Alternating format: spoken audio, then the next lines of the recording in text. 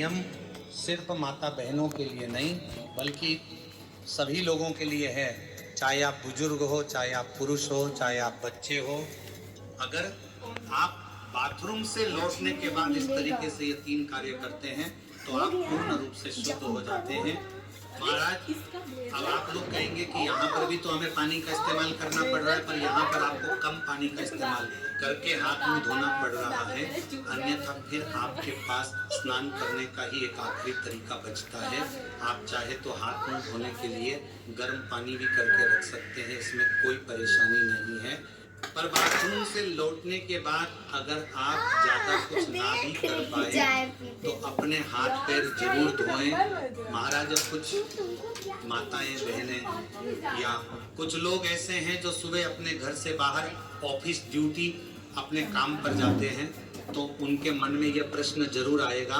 पूरा दिन काम करते हैं और शाम को अपने घर पर लौटते हैं, उनके लिए एक अलग नियम है।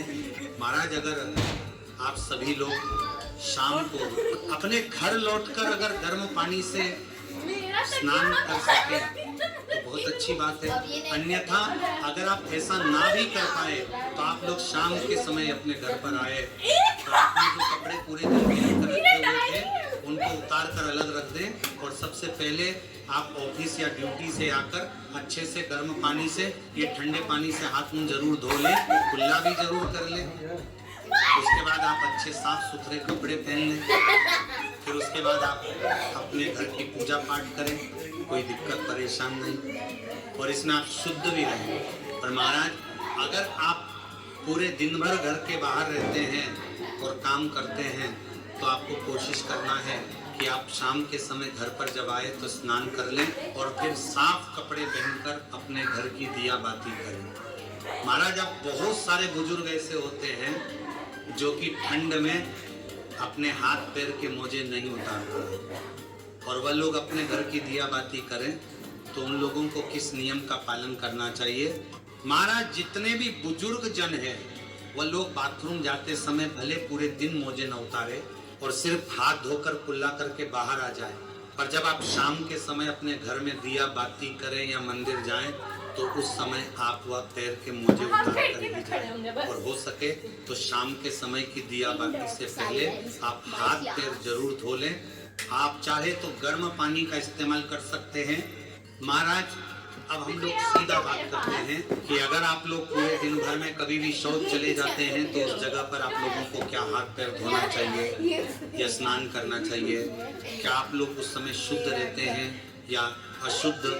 महाराज, अब अगर आप लोग पूरे दिन भर में कभी भी अगर शौच चले जाते हैं तो आप पूर्ण रूप से अशुद्ध हो जाते हैं और शौच के समय आपने जो भी कपड़े पहने रखे होते हैं आपके साथ वह कपड़े भी अशुद्ध हो जाते हैं।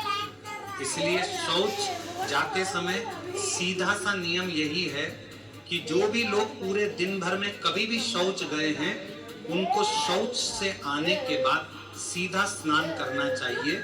अगर वह शौच से आने के बाद स्नान नहीं करते हैं तो उनको शाम के समय की दिया बत्ती नहीं करना चाहिए या मंदिर नहीं जाना चाहिए, क्योंकि आप अगर शौच से आने के बाद स्नान नहीं करते हैं तो आप अशुद्ध रहते हैं। अगर आप शौच से आने के बाद सिर्फ हाथ मुंह धोते हैं तो भी आप शुद्ध नहीं होते हैं और शौच जाने के बाद भी आप लोग उस दिन अपने घर की दिया बाती करते हैं तो इससे भगवान आपसे नाराज होते हैं। या मंदिर भी जाते हैं तो ऐसा भी आपको नहीं करना चाहिए।